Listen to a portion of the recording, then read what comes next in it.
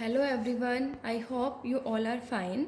आज हम 11 business studies के अंदर पढ़ेंगे difference between MOA and article of association, that is difference between memorandum of association and article of association. Last videos में हमने study किया कि मेमोरेंडम ऑफ एसोसिएशन क्या होता है और उसके क्लॉजेस कौन कौन से होते हैं। देन हमने आर्टिकल ऑफ एसोसिएशन किया, उसके कंटेंट्स पढ़े। सो आज हम डिफरेंस स्टडी करेंगे कि दोनों में क्या डिफरेंस होता है, मेमोरेंडम ऑफ एसोसिएशन और आर्टिकल ऑफ एसोसिएशन दोनों में क्या डिफरेंस है।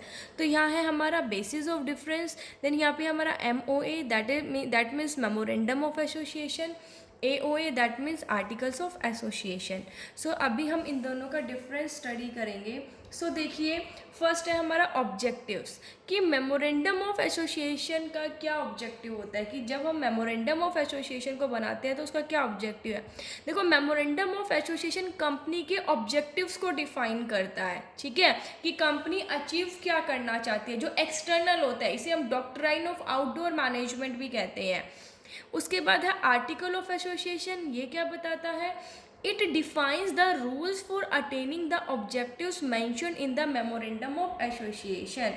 जो मेमोरेंडम ऑफ एसोसिएशन के अंदर ऑब्जेक्टिव्स डिसाइड किए गए हैं, उनको पूरा करने के लिए जो रूल्स, ठीक है, उनको पूरा करने के लिए जो रूल्स बनाने होते हैं वो कौन बनाता है, आर्टिकल ऑफ एसोसिएशन।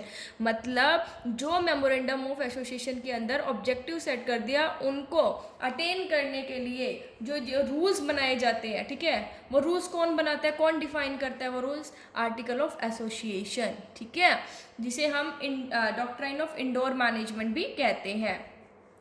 नेक्स्ट है हमारा पोजीशन। देखिए, मेमोरेंडम ऑफ एसोसिएशन ये बहुत इंपॉर्टेंट डॉक्यूमेंट है, वाइटल डॉक्यूमेंट है, और आर्टिकल ऑफ एसोसिएशन इसका सब्सिडरी डॉक्यूमेंट होता है। नेक्स्ट है रिलेशनशिप। देखो, मेमोरेंडम ऑफ एसोसिएशन क्या कहता है, it defines the relationship between the company and the outsiders. देखो, मेमोरेंडम ऑफ एसोसिएशन जो है वो किस किस के बीच में रिलेशनशिप बताता है, कंपनी के बीच में और आउटसाइडर्स के बीच में रिलेशन बताता है। और आर्टिकल ऑफ एसोसिएशन जो है वो किस किस के बीच में रिलेशन बताता है, ये इंटरनल होता है कंपनी के, तो किसके बीच में रिलेशन बताता है, मेंबर्स के बीच में और उसकी कंपनी, मतलब कंपनी और उसके मेंबर्स के बीच में जो रिलेशन है वो बताएगा। किसके अंदर सारा काम एक्सटर्नल होता है।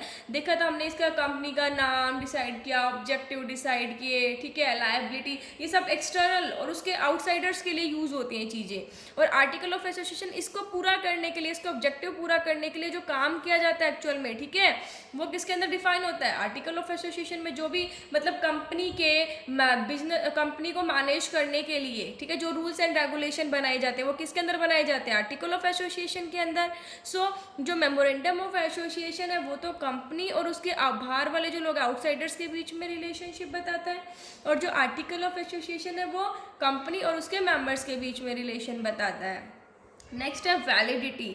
सो देखिए, मेमोरेंडम ऑफ एसोसिएशन क्या कहता है, the activities beyond the power of the memorandum of association are not considered to be performed by the company and even all the members can not ratify them. देखो बेटा, क्या कहते हैं कि memorandum of association की limit के बाहर, ठीक है, कि पावर के बाहर अगर कोई एक्टिविटी की जाती है तो उसे कंसीडर नहीं किया जाता। मतलब मेमोरेंडम ऑफ एसोसिएशन के बाहर कोई भी एक्टिविटी एक कंपनी नहीं कर सकती, कोई भी एक्टिविटी परफॉर्म नहीं कर सकती, ठीक है।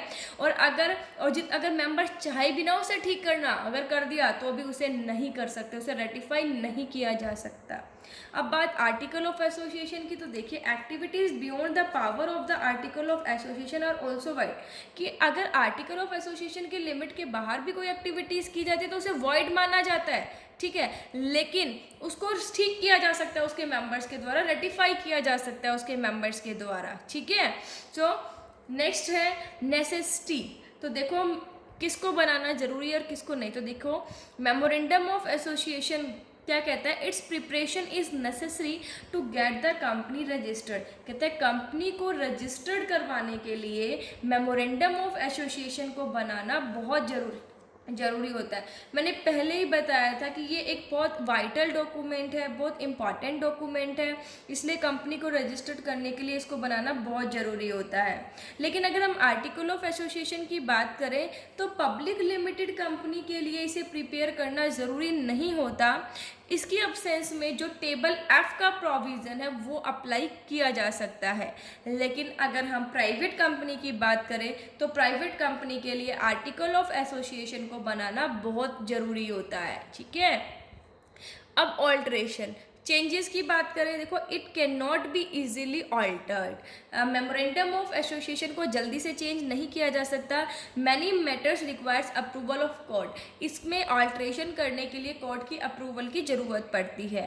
लेकिन अगर हम आर्टिकल ऑफ एसोसिएशन की बात करें तो देखिए it can be easily altered by a special resolution. लेकिन जो आर्टिकल ऑफ एसोसिएशन है उसको हम एक स्पेशल रिजोल्यूशन पास करके ऑल्टर्ड कर सकते हैं, चेंज कर सकते हैं। स्पेशल रिजोल्यूशन मतलब जहाँ पर मेंबर्स की 75% जो है वो कंसेंट होनी चाहिए, ठीक है। तो इसको स्पेशल रिजोल्यूशन पास करके ऑल्टर्ड किया जा सकता है। सो ये था difference between MOA and article of association. I hope आपको समझ आ गया होगा। Thank you, stay safe, stay home.